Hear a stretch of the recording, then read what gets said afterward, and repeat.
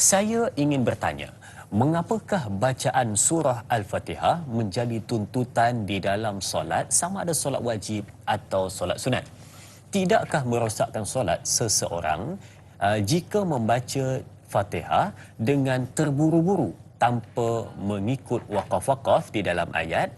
Apakah di antara kesilapan tanpa sedar yang sering berlaku ketika membaca surah Al-Fatihah?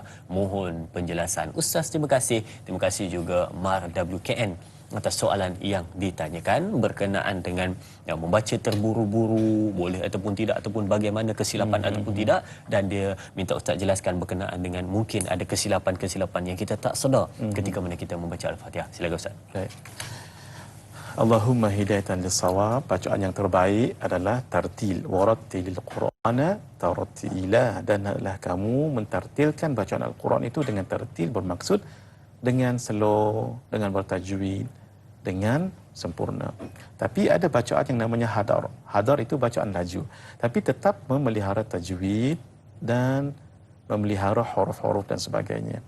Orang yang terburu-buru itu, kalau dia membaca dan salah, boleh salah maknanya, maka batal bacaan Fatihahnya. Tidak diulangi, jadi batal. Umpama Bismillahirrahmanirrahim, sepatutnya ha pedas. Bismillahirrahmanirrahim. Ha tadi tu, ha dibaca dengan ha, batal bacaannya. Hendaklah dia ulang balik. Nah, jadi jangan terburu-buru. Laju tak apa. Laju dengan terburu-buru tu berbeza tu ya. Kalau laju tetapi tetap menjaga sebutannya, itu dibolehkan. Dan itulah yang terbaik daripada terburu dan melanggar huruf bacaan makna, membatalkan Fatihahnya.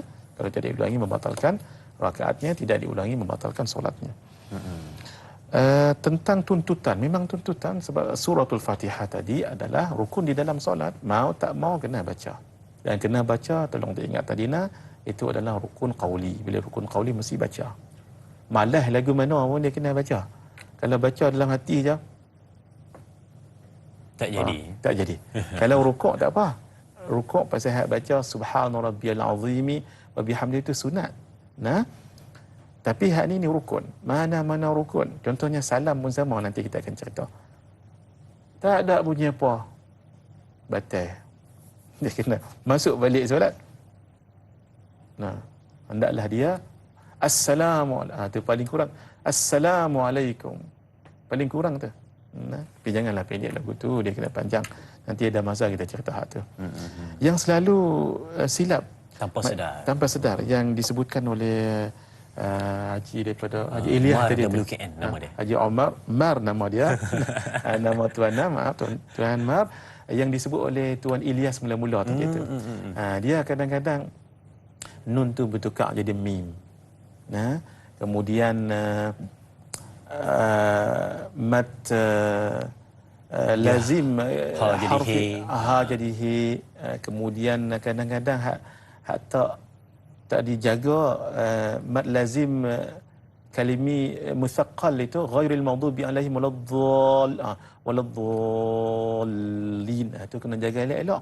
Nah, banyak silap sebenarnya. Kalau kesilapan suratul Fatihah, antaranya juga ialah membaca Maliki Yaumiddin. Sepatutnya Maliki Yaumiddin. Memang ada qiraah yang baca Maliki Yaumiddin, tapi itu qiraah betul.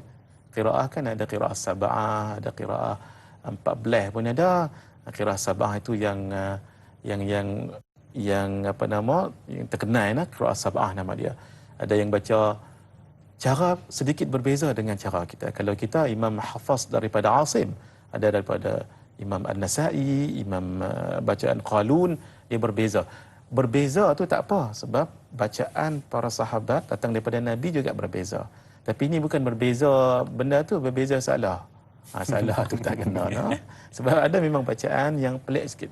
Kalau imam kata baca style ataupun bacaan imam lain boleh, tapi kena bagi tahu dahulu. Makmum takut silap nanti. Contoh Maliki Yaumiddin, Ihdinadh dhiratal mustaqim, siratal ladzina an'amta alaihim ghairil maghdubi alaihim. Setengah bacaan, setengah imam dibolehkan. Tu imam qiraat namanya ya. Imam bacaan, bukan imam mazhab, itu lain.